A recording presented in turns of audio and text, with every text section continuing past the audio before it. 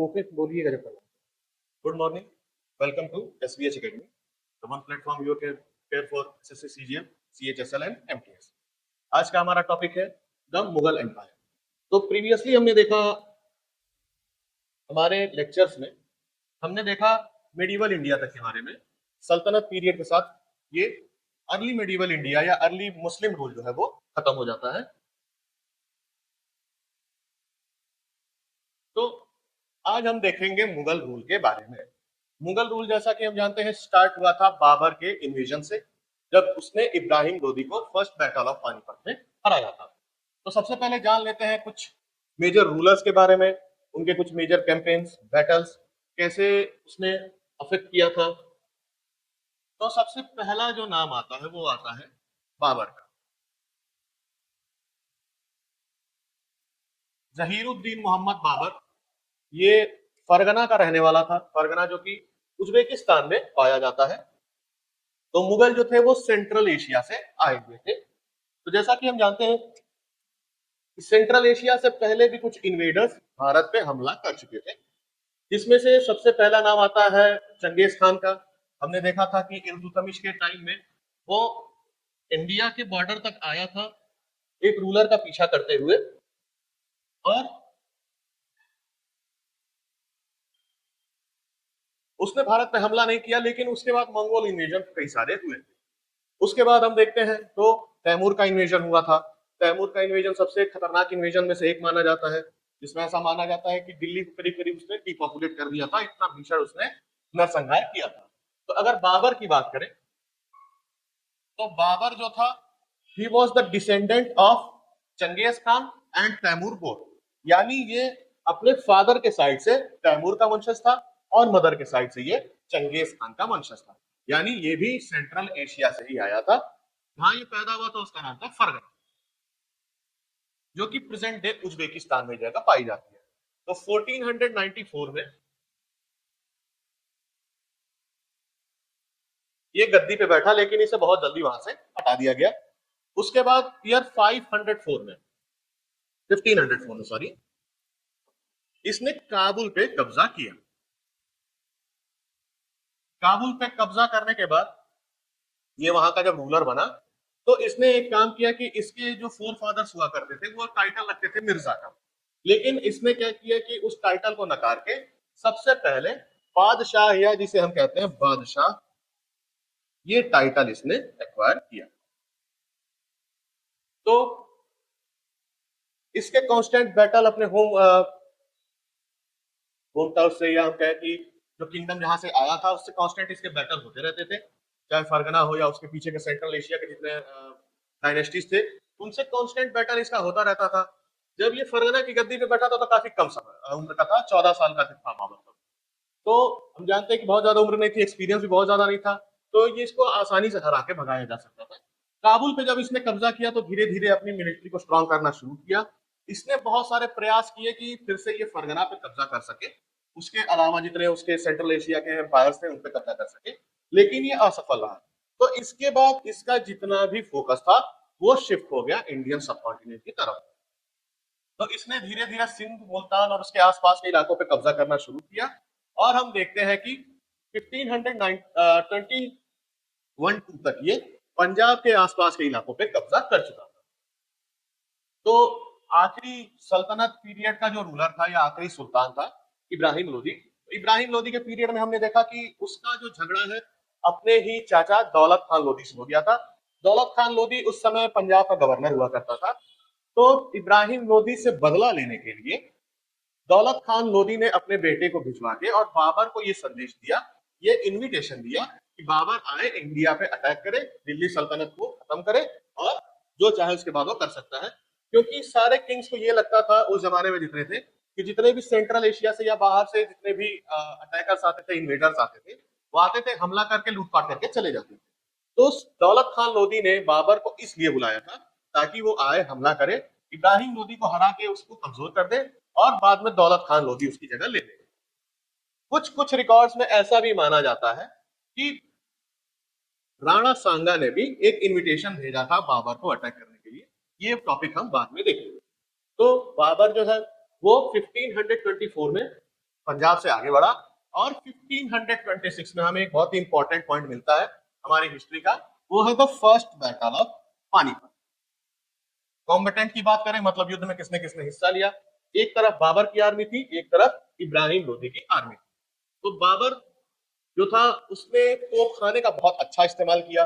हम जानते हैं कि तोपें तब तक प्रैक्टिस में आ चुकी थी, उनसे युद्ध में उनका इस्तेमाल किया जाता था, लेकिन उनका सही इस्तेमाल कैसे करना है, उनकी अरेंजमेंट कैसे होनी चाहिए, किस समय पे किसको चलाना है, कौन से कहाँ पे एडजस्ट करना है, स्ट्रेटेजी चेंज कैसे करनी, ये सारी चीजें बहुत अच्छे से बाबर और उसके तोप खाने के जो हेड हुआ करते थे उन लोगों ने अप्लाई की। तो हम देखते हैं कि फर्स्ट बैटल ऑफ पानीपत में बाबर की जीत हुई थी और इस तरीके से जो दिल्ली सल्तनत था जो कुतुबुद्दीन ऐबक के समय से चला आ रहा था वो खत्म हो गया और एक नए रूल की स्थापना हुई जिसे हम कहते हैं मुगल एम्पायर। बाबर ने जो टैक्टिक यूज किया था उसे कहते थे तुर्गमा, फ्लैंकिंग मैनोवर, यानी अलग अलग जगह पे लगाना, और ताराबेग यानी wagon cannon arrangement for a defensive war. तो बाबर ने क्या किया कि उसने काफी समय लिया प्रिपरेशन करने के लिए और ऐसे जगहों पे खाइयां खोदी, उसके बाद बहुत सारे बैलगाड़ियां या घोड़ा गाड़ी जो कहना चाहे उनकी एक वॉल क्रिएट की और उनमें ऐसे स्ट्रेटेजिक पॉइंट्स पे तोप लगाई गई जहां से अटैक करना और डिफेंस करना दोनों आसान होता है। तो चूंकि ये पद्धति दिल्ली के सुल्तानों के लिए बहुत नई थी, उसे समझ नहीं पाए और बहुत ही आसानी से उनकी हार हो गई थी। ऐसा माना जाता है कि 3 से 4 घंटे में फर्स्ट बैटल ऑफ पानीपत का रिजल्ट जो है वो क्लियर हो चुका था।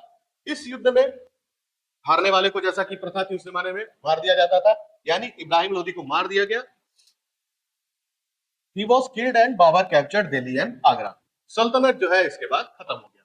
तो अभी हमने बात की राणा सांगा की, तो थोड़ा उनके बारे में डिस्कस कर लेते हैं। राणा सांगा या उनका पूरा नाम था राणा संग्राम सिंह,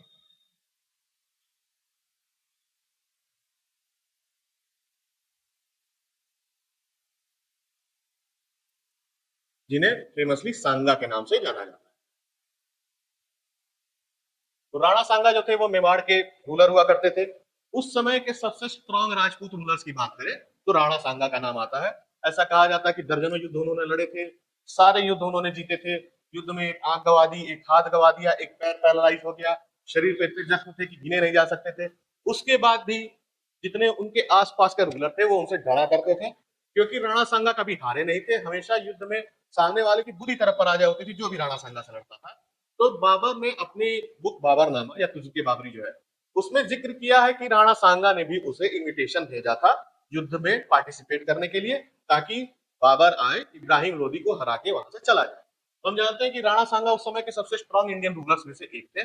इन्होंने खुद मालवा के शासक को या दिल्ली सल्तनत को भी अपने एक युद्ध में हराया हुआ था, यानी इब्राहिम लोदी को इन्होंने भी हराया था। ये चाहते थे कि इब्राहिम लोदी को हटाकर फिर दिल्ली, अजमेर और उसके आसपास के सारे इलाकों पे इनका राज हो जाए। कुछ राजपूत टेक्स्ट में हमें ऐसा देखने को मिलता है कि ठीक इसका उल्टा था, कि बाबर ने राणा सांगा को एक चिट्ठी भिजवाई थी जिसमें ये लिखा था कि राणा सपोर्ट करे, लेकिन राणा ने सपोर्ट नहीं किया। खैर, बात जो भी रही हो, फाइनल हमें ये देखने को मिलता है कि जब इब्राहिम लोदी हार गया उसके बाद इंडिया में जो सबसे बड़ी पावर थी नॉर्थ इंडिया में स्पेसिफिकली, वो थे राणा सांगा। तो उन्हें हराए बिना नॉर्थ इंडिया पे पूरा कब्जा नहीं किया जा सकता था। तो बाबर और राणा सांगा के बीच युद्ध होना जरूरी था।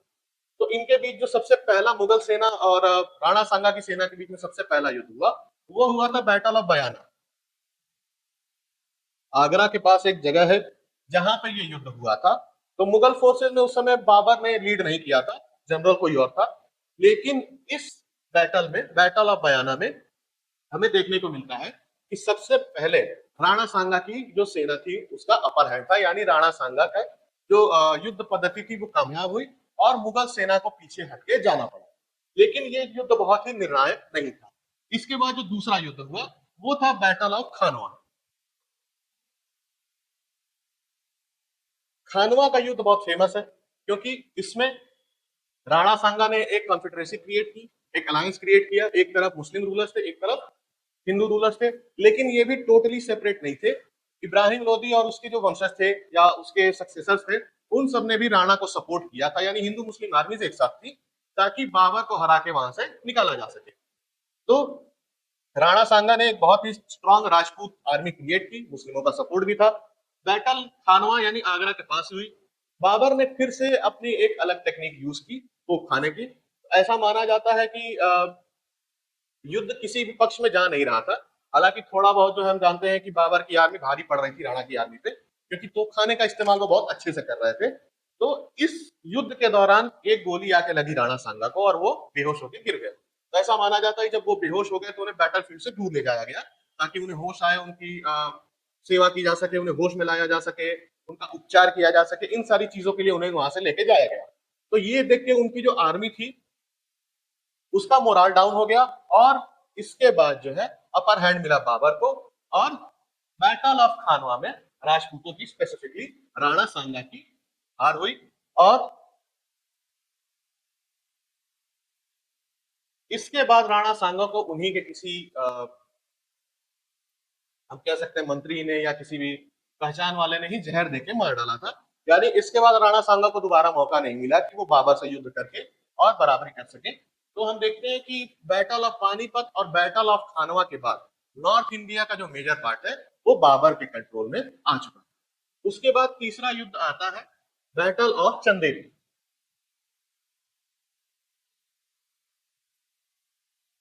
बैटल ऑफ चंदेरी लड़ा गया था मालवा के लिए। मालवा जैसा हम जानते हैं कि शुरू से ही बहुत सारे एम्पायर्स के बीच में झगड़े का कारण रहा है।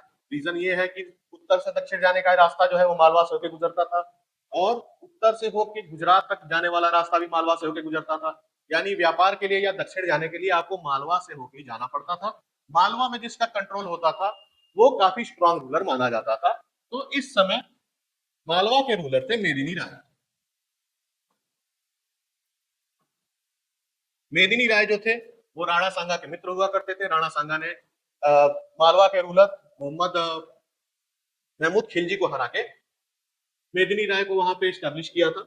और उसके बाद जब बाबर ने राणा सांगा को हराया तो मालवा पे कंट्रोल करने के लिए उसने मेदिनी राय से युद्ध किया, जिसे बैटल ऑफ चंदेरी कहते हैं।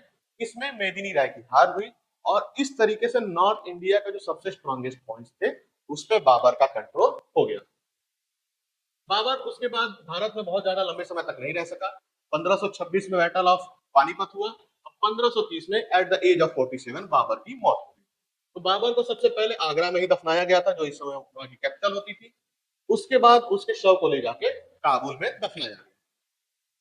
बाबर के बारे में अगर बात करें तो बाबर बहुत गरीबी में रहा था। तो जब उसने पानीपत का युद्ध जीता तो फिर वो लौट के काबुल जाने के लिए तैयार नहीं था, क्योंकि काबुल की गरीबी जो थी उसको वो झेल नहीं सकता था। ऐसा माना जाता है कि अपनी सेना को पैसा देने के लिए भी उसे बड़ी मेहनत करनी पड़ती थी, अगल बगल की जगहों पे लूट मार करके पैसा इकट्ठा करना पड़ता था। तो जब भारत उसके कब्जे में आया तब वेल सेटल्ड एम्पायर बनाने का, रिच एम्पायर का कंट्रोल करने का मौका उसके हाथ में आया।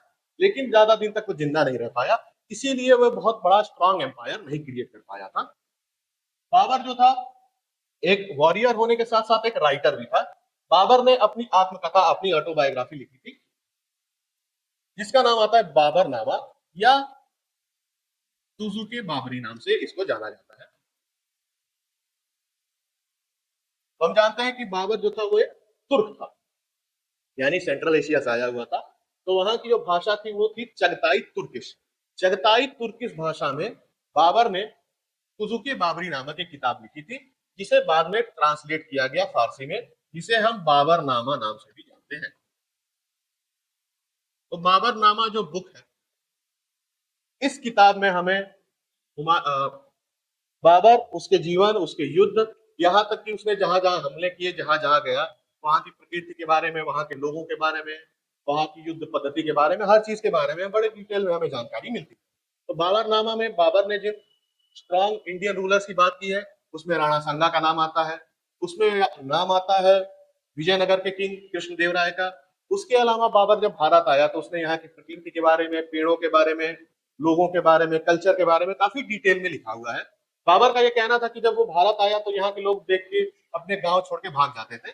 ऐसा इसलिए माना जाता है कि उसके पहले जितने भी सेंट्रल एशियन अटैकर्स, इन्वेडर्स आए थे, उन्होंने पूरी तरीके से रास्ते की सारी जगहों को तबाह कर दिया था, चाहे गांव हो चाहे शहर हो, जो भी हो। तो इसीलिए शायद ये हो सकता है कि बाबर के आने पर लोग अपने गांवों को छोड़ के भाग जाते हैं। तो हम देखते हैं कि जो मुगल रूल का स्टेब्लिशमेंट है वो बाबर ने किया, लेकिन बहुत लंबे समय तक ये रूल नहीं कर पाया। तो बाबर के मरने के बाद उसके 4 बेटे थे, हुमायूं, अस्करी, हिंदा और कामरान। तो उस समय पे अपना सक्सेसर चुनने के लिए मुस्लिम एम्पायर में कोई स्पेशल नियम नहीं हुआ करता था, लेकिन 2 नियम फॉलो किए जाते थे। एक होता है प्राइमोजेनिटर, यानी सबसे बड़ी संतान को गद्दी दी जाती है, या एक सिस्टम चालू किया था चंगेज खान के समय पे मुस्लिमों ने कि एम्पायर को इक्वल पार्ट्स में डिवाइड करके सारे सक्सेसर को दिया जा सकता था। तो इससे फायदा ये होता था कि सक्सेशन के लिए बैटल्स नहीं होते थे, उत्तराधिकारियों के लिए युद्ध जो है वो आमतौर पर टाल दिए जाते थे। हालांकि हम देखते हैं युद्ध उसके बाद भी होते थे, लेकिन ऐसा माना जाता था कि अगर सबको एक एक बराबर हिस्सा मिल जाएगा तो झगड़े के चांसेस जो है वो कम हो जाएंगे। लेकिन इसका एक नुकसान भी था, इससे एक बड़ा एम्पायर छोटे छोटे पार्ट्स में डिवाइड होकर कमजोर हो जाता था। तो हम देखते हैं कि बाबर ने भी इसी पद्धति का इस्तेमाल किया। तो अपने 4 बेटों में उसने आदेश दिया था हुमायूं को कि एम्पायर को 4 पार्ट्स में बांट दिया जाए।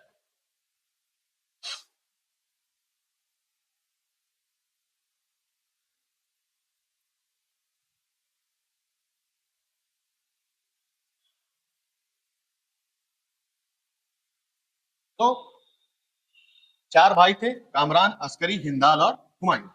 हुमायूं ने पहले जब बैटल ऑफ पानीपत हुआ था तब वो बाबर के साथ भारत आया था। उसके अलावा भारत में जितने अभियान थे उसमें हुमायूं ने बाबर का साथ दिया था। बाद में उसे पंजाब और उसके आसपास के इलाकों का गवर्नर भी बना दिया गया था। लेकिन जब बाबर की मृत्यु हुई तो हुमायूं को ही दिल्ली की गद्दी मिली, दिल्ली और आगरा जो उस समय राजधानियां हुआ करती थी। उसके भाई कामरान मिर्जा को पंजाब और उसके उधर का इलाका, सिंध के पार का इलाका दिया गया था। बाकी दोनों भाइयों को बहुत छोटे छोटे इलाके दिए गए थे। तो हुमायूं की अगर हिस्ट्री हम देखें तो काफी ज्यादा अप और डाउन से जुड़ी हुई उसकी हिस्ट्री है। तो जब हुमायूं गद्दी पे बैठा तो उसके 2 बड़े दुश्मन थे। सबसे पहला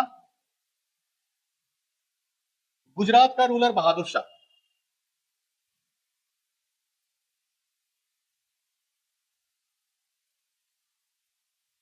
और दूसरा था शेर खान। इसके अलावा अपने भाइयों से भी उसे युद्ध करना पड़ा था।